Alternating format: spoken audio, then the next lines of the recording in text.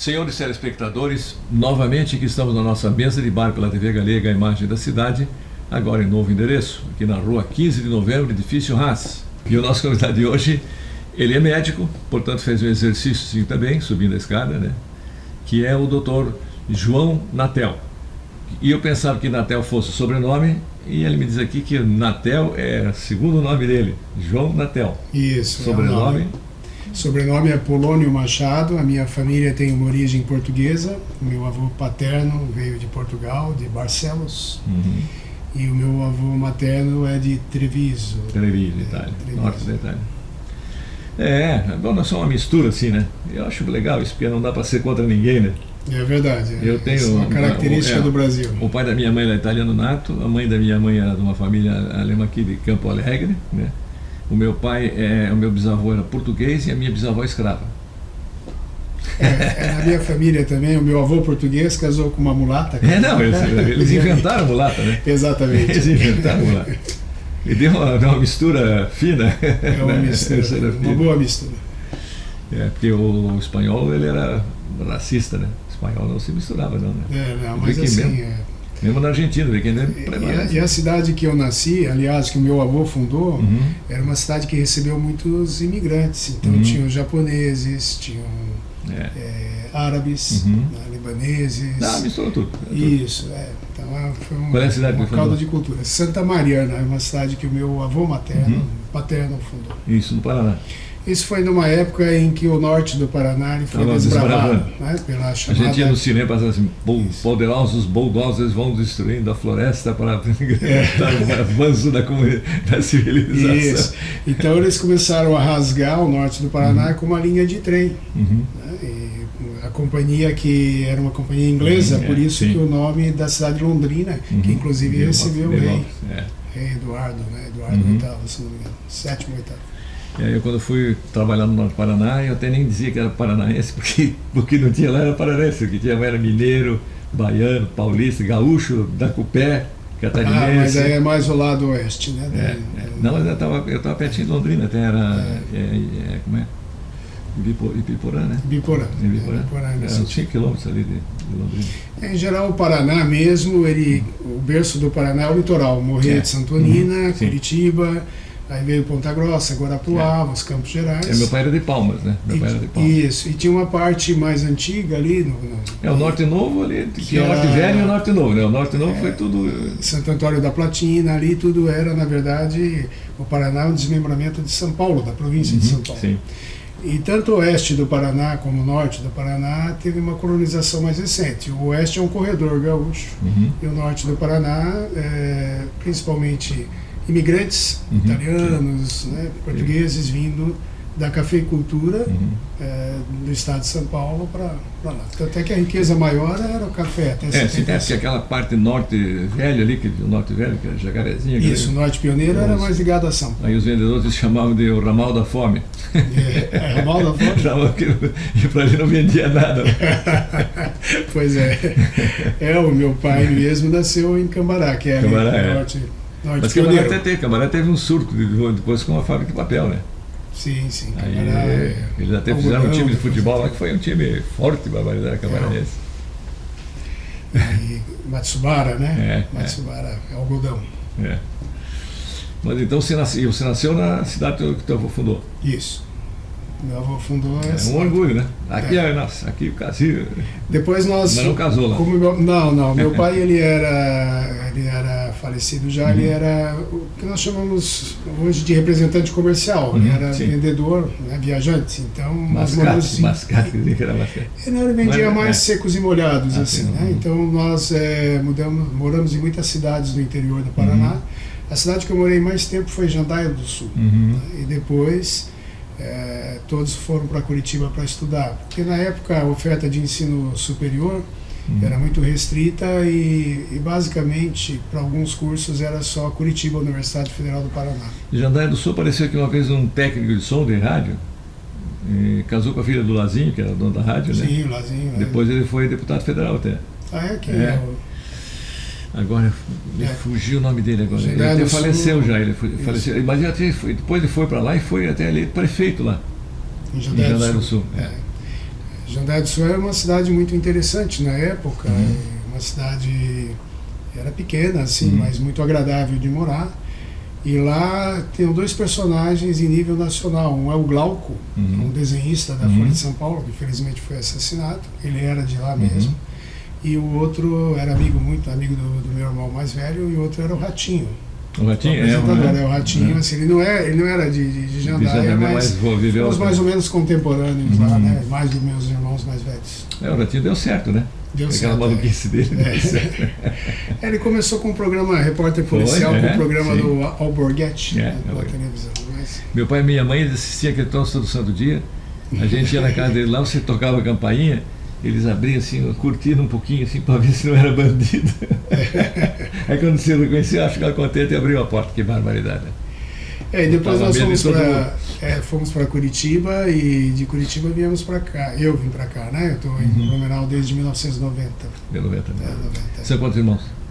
Nós éramos em 5, né? 5. Eu tenho uma irmã mais nova que infelizmente faleceu, e tenho outros 3 irmãos, todos os outros irmãos engenheiros. Tudo homem?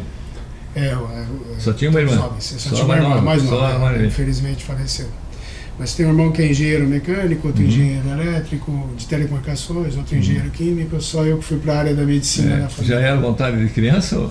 Não. Assim, eu tinha uma facilidade ali no ensino médio, né, no colegial, na nossa época, mais para áreas das biológicas, mas nunca foi assim. Da matemática?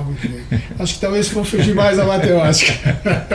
Talvez tenha sido isso mesmo. Eu via meus irmãos com dificuldade em cálculo, né, ficava lá reprovando e passando, falei, não, isso não é para mim não. Mas deu tudo certo, né? Daí formei na Universidade Federal do Paraná, fiz residência, e desde 90 estou aqui em Blumenau. Orgulhosamente sou cidadão blumenauense, né? Recebi um título de cidadão blumenauense. Nós dois já, eu também sou paranaense, eu também recebi. Dá para dizer assim que não é minha cidade de nascimento, mas de devoção e de paixão é Blumenau. Eu gosto muito de Blumenau. Quando eu voltei da Alemanha, eu morei 12 anos na Alemanha, né? Quando eu voltei, aí o Paulo Nogueira Batista queria que ficasse no Rio por causa daquele projeto com a Alemanha, né? Nuclear, né? Sim, Eu disse, olha, Paulo, se fosse para ficar aqui no Rio de Janeiro, eu ficava na Alemanha. Eu vou para Blumenau, porque lá minha mulher sai de brinco, de colar na rua, meus filhos vão para a escola sem segurança, sem nada, né? Aqui não dá de ficar. Tá louco, né? É muito bonita a cidade, mas só filme. É verdade, né? A gente sempre pensa assim, a gente, nesses termos, a gente vive num lugar privilegiado. Né? Quando eu saio com a minha mulher, passo de Gaspar de Bom, agora entramos no Brasil. É uma pena, né? A gente, um cidadão assim, deveria não só lamentar, mas voltar para que essa realidade mude, né? Todos têm uma segurança, enfim, é um princípio básico de cidadania. Mas é interessante porque o homem é realmente produto do meio, né? Isso. Você vê assim, um cidadão de Itajaí que vem morar aqui, daqui a pouco ele está igual o alemãozinho nosso aqui, né? Porque a mulher dele começa a cobrar dele. E se ele não pinta a casa, não tem flor no jardim e tal, pô, tá só nessa casa aqui, é a única casa da rua que não tem uma florzinha no jardim, essa parede, tudo tinha que pintar isso. Daqui a pouco está ele lá, pintando. Se ele daqui vai morar em Itajaí, daqui a pouco também não planta mais flor, não é? Vai para o boteco tomar umas cachaças com os amigos, jogar um baralho, né? E assim é. E agora você vê que está vindo muita gente do Nordeste para cá e vai se adaptar aqui também, vira alemãozinho. Eu acho que assim... Até do Haiti tem aí. Bom, enriquece, né? Eu vejo assim, a nossa região tem como tradição as culturas de imigração europeia, mas muito enriquece. As pessoas que vêm para cá são muito trabalhadoras, né? Nós atendemos muitos pacientes e é comum você ver em supermercado, em fábricas. Essa é uma força econômica importante e uma matriz cultural importante. Ali, enquanto eu estava na reitoria, eu tive um convívio bastante grande assim com nordestinos, né? Tem até uma associação de nordestinos, muitas pessoas que vieram do Haiti. Então, isso enriquece a nossa região. Traz uma cultura diferente, um olhar diferente, uma compreensão com valores diferentes também. E no princípio da colônia do Dr. Blumenau, quando vieram os primeiros italianos, os alemães aqui reclamavam também, né? Porque eram os barulhentos, esculhambados, aquele negócio todo, né? Tanto que eles foram mais para cima, lá do rodeio e tal. Deslocaram. Assim, depois começaram a casar e misturar e tal, né? Um pouco da história de Blumenau, um pouco ruim a questão, no início, como você comentou, de uma relativa exclusão. Né? Então me chamou muita atenção, Pimpão, quando eu cheguei em Blumenau, de Curitiba, era uma cidade que não tinha praça. Né? Eu que vim do interior do Paraná... E Curitiba é uma cidade que tem muita praça. Que tem muita praça, muito convívio. E Lerner ali, principalmente Lerner em Curitiba na década de 80, por aí, ele pensou na cidade como áreas de convivência, então os grandes parques de Curitiba foram criadas para isso. Né? Quando eu cheguei em Curitiba, também era uma cidade que não tinha muitos ambientes, né? Depois passou a se ampliar. Então por isso que eu vejo sempre com bons olhos propostas em que você crie espaços públicos para que a população possa convergir. Mas é interessante, o Pedro Nelson, já falecido, não sei se chegasse a conhecer ele tinha uma teoria que eu achava interessante. Ele dizia, a praça tem que ser ponto de passagem para dar movimento. E as nossas pracinhas que nós temos aqui não são. Tem uma que era de passagem, que era da prefeitura antiga, que o pessoal vinha de barco, né, do litoral, descia ali, tinha o porto, o pessoal ia ver quem estava vindo no navio, né, estava chegando, os parentes iam recepcionar, e dava esse movimento, né, na praça. Aí tinha o coreto. Hoje a nossa única praça que tem de passagem mesmo é aquela em frente à Belma, que é um pracinha de nada, né? Mas ali tem um movimento, porque na prefeitura antiga não tem mais passagem. Aquela praça do Tobenal não é passagem, não tem praça de passagem. Assim...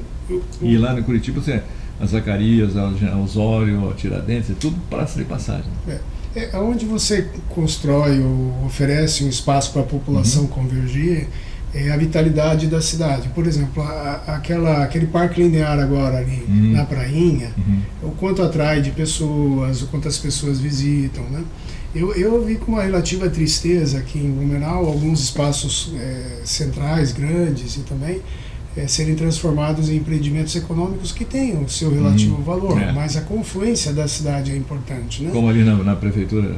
Um pouco na prefeitura, né? Existia um desenho muito bonito ali do Carlos Gomes, de uma ampliação ali, onde é agora o INSS, então o antigo INSS, formando, avançando um pouco no Santo Antônio, abrindo, né? O próprio Superar hoje, que na época era o Angelone, poderia ser um parque, e até a própria Van agora também poderia ser um parque, e nos bairros também. Então eu sempre defendo que uma cidade ela tem que ser feita para convergir. 2, uma cidade, quanto mais ela oferecer de sociabilidade, quanto mais ela oferecer de integração, proporcionar atividade física, ela começa a ser uma cidade mais dinâmica e mais feliz. Porque nós, na neurologia, né, trabalhamos muito na questão de situações neurológicas, por exemplo, como demência, situações psiquiátricas como depressão, em que o isolamento, né, a inatividade física, certo? São fatores cruciais para que essa situação ou se agrave ou até aumente. Então, eu vejo muito assim, uma cidade aberta, uma cidade com vários pontos de confluência, é uma cidade que é mais saudável, vamos colocar assim. Lerner lá em Curitiba, prefeito Lerner, né, soube entender isso, os demais prefeitos como política da cidade também souberam entender. E era bem interessante que cada região da cidade, sabe, Pimpão, tivesse a oportunidade de ter um equipamento, um parque, né? Você sabe que quando eu voltei da Alemanha, né, eu fiz uma análise da cidade porque eu ia ser chefe de gabinete do Renato. Do Renato Viana, prefeito Renato. Aí eu analisei bem a cidade, o que tinha, o que não tinha. E uma das coisas que eu vi, assim, os bancos estavam tomando conta da Rua 15. Aí eu disse para ele, Renato, os bancos estão tomando conta da Rua 15. Banco não faz vitrina. Mulher não vê vitrine de banco. Se mulher não vê vitrine de banco, não vem para a Rua 15 ver vitrine, homem também não vê mulher. Vai matando a cidade. Aí ele baixou uma lei proibindo a entrada de banco na Rua 15. Tiveram que ir lá para Alameda, para... Né, até você lembrou bem, né? E fiz assim, mais o calçadão, criei os calçadão. Isso. De sábado à tarde, às 3 horas da tarde até domingo às 10 horas da noite, fechava a Rua 15 e fazia promoções para criança. Aí os filhos levavam os pais, porque os pais. Aí o pai encontrava um amigo, quanto tempo não se via, né? Sabe?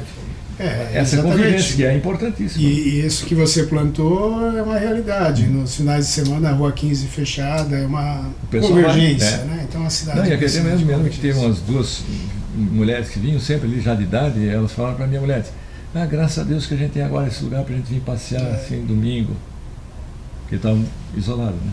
Verdade. Vamos fazer uma pausa para rodar para comerciais e a gente volta com o segundo bloco, que tem a participação hoje aqui no Mesa de Bar do Dr. João Natel, que, como ele já disse, neurologista.